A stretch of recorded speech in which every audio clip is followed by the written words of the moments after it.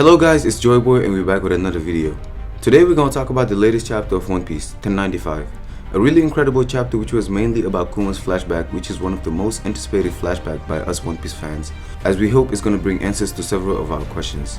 I really like how Oda is doing things at the moment, given he just mixed arguably the two most weighted flashbacks by fans. Using Kuma's flashback to tell us what really happened in God Valley is a really smart idea. He did the same with Oden, using him to tell his flashback and also sneaking some of Whitebeard and most especially Roger's journey to the One Piece, which turned out to be the flashback we enjoyed the most by far. Anyways, in this video, we'll go through the chapter in detail by first analyzing Saint Garcia's powers and everything that's happening in Egghead at the moment, talk about what we've got so far in God Valley, speculate on its future events with Roger, Garp, and Rox, and strongly finish with a big theory on who Ivankov's sister Ginny is. Like and subscribe to support my channel. Follow my IG and TikTok for more content. Without further ado, let's get started.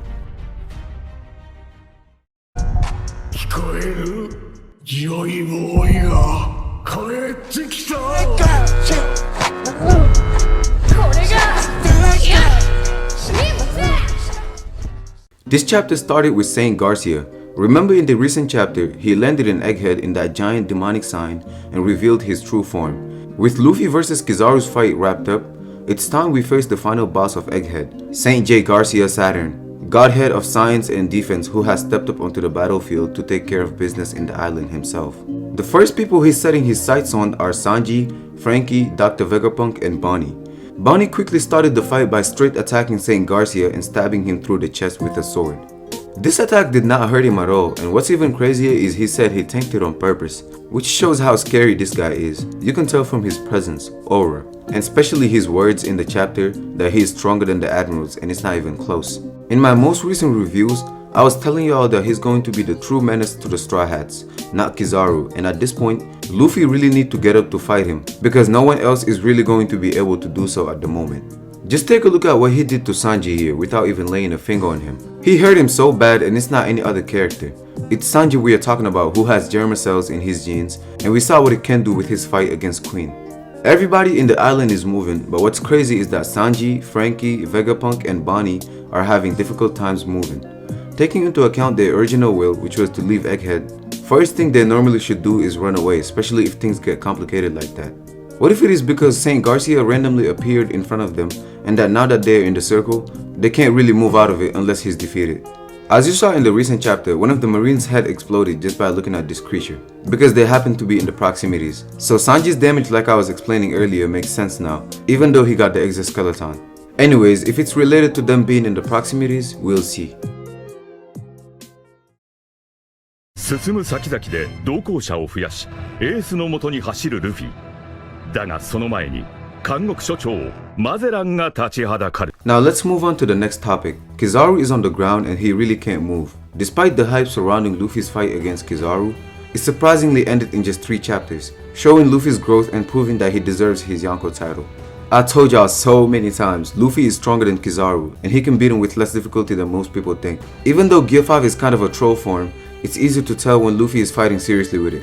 Against Kaido, they were literally going blow for blow. Now against the likes of Lucci and Kizaru, it is different. He was playing around with them, and with Kizaru, which is the case here, he literally said he was buying time for Vegapunk and them so they can escape. But right when things got serious and Frankie told him to do something because Kizaru was attacking the Vega tank, he used his haki for the first time since he activated his Gear 5 and knocked Kizaru out. Now for the people saying Luffy didn't win, that it's just a draw because they're both not moving or whatever, let me tell you something. Luffy was like that too after beating Rob Lucci.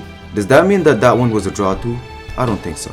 Luffy only didn't dominate his fight against Kizaru because Kizaru, unlike Lucci, didn't try to take him head on, and the fact that Luffy didn't take him serious like Kaido when he activated his Gear 5, as his main purpose was just to buy time. But right when he used his haki, it turned out to be a whole different story. He didn't need his most powerful attack so far with the Gear 5, the Bajrang gun, to defeat the Admiral, knowing that that attack is what defeated the Yonko with the most resistance, and he tanked even more Gear 5 attacks with Conqueror's haki. So this all showed that the Admirals are not Yonko level. Anyways, onto the next part of this chapter, we got introduced to the flashback of God Valley through Bonnie, and I have to say this was the best way to do it. Oda is really a genius when it comes to introducing flashbacks, just like I was explaining earlier in this video. He used Bonnie, who entered Kuma's memory, to introduce both his flashback and that of God Valley. And again, he did it the best way. So Kuma was born a slave and is from a tribe called the Buccaneers, who is said in the chapter to have committed a grave crime in the past, and he was the last survivor of that tribe, which now is almost totally exterminated by the world government. 47 years ago there were only 3, with Kuma being a newborn baby. Then 38 years ago there was only 1 survivor left, which was Kuma, and that's maybe where he met his wife, and now Bonnie is the only survivor of that tribe left. Now the question is, why was the world government letting Bonnie go if from the start they wanted to exterminate her tribe? There is really an ambiguity on this subject. Maybe her mom is a Celestial, who knows, but we'll get to that later. On this part of the chapter also, a younger version of Saint Garland for Garland was revealed. He really looks like Shanks but with a different hairstyle. And if Oda is getting to the God Valley incident on this flashback, with Roger, Rocks and them, we can actually know how powerful he is based off who he's gonna be facing in that incident. It's really important to know Whitebeard's words to Shanks when they met in chapter 434, where he was telling him that the wound he got from that certain guy aches whenever he sees Shanks' face. So maybe Whitebeard's opponent in that incident was Saint Garling. Now I really wonder what the other matchups were at God Valley. We were told that Roger and Garp teamed up against the Rocks Pirates to defeat them, but knowing how many they were and how powerful they were at the time, Roger and Garp couldn't team up against the Captain Rocks. They had to be separated, and I think it's Roger that took care of Rocks. We are in a shonen and Oda loves making Luffy his protagonist fight in 1v1s, and he is seen as Roger by many people. So given he doesn't like defeating his opponents with somebody else, Roger was the same too. You can tell Roger is the one that took down Rocks by the road to Laugh Tale, which confirms that Roger's toughest opponent was Rocks himself. Garp could have fought the others like Shiki, Big Mom or Kaido, but the strongest there was Rocks and Roger had to take care of it. Now let's get to the last part of this review. I actually got a theory on who Bonnie's mom should be, and it's not other than Ginny herself. There are a lot of theories going on in the community, to be honest. One of them being it can be Crocodile, which Ivankov turned into a man, so that's the secret he's keeping from Crocodile. However, it's really not as simple as that. Ginny seems to be attached to Ivankov, especially their siblings, and Crocodile doesn't seem to like Ivankov. Knowing Ivankov and Ginny's chemistry as siblings, it's really unbelievable and kinda weird to see them treat each other like that at Impel Down and Marineford. So I just think Ginny is Bonnie's mother, and what's making me say this is how the author shows her eating on her introduction, just like he did with Bonnie back at Shabaudi. Anyways, Kuma's parents got killed along the way. His mother's death wasn't really explained, but his dad died because he was being too loud with his son. They were talking about the god of liberation, Nika.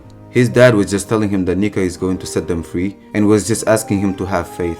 This faith being passed down generations after generations to Kuma and Bonnie, and I think Luffy can really make Kuma's dream come true.